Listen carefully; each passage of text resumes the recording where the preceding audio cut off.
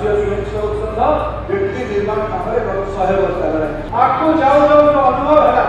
आपको जाओ जाओ जो अनुभव है कि केवल व्यक्ति को सामूहिक भाव देखकर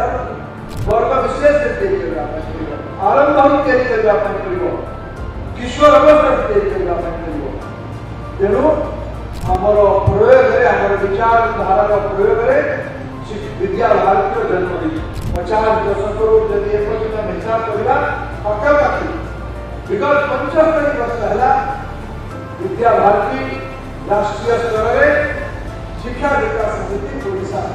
गत पाखापाखि 50 वर्ष है आम ओडिशा यार काम कर आज जदि पछक टिके बुलिकी देखा मत लगे राष्ट्रीय स्वयंसेवक संघर विचार प्रभाव जदि सफल संगठन प्रोग्राम ओडिशा निसंदेह ओडिशा शिक्षा विकास समिति शिशु मंदिर विद्या मंदिर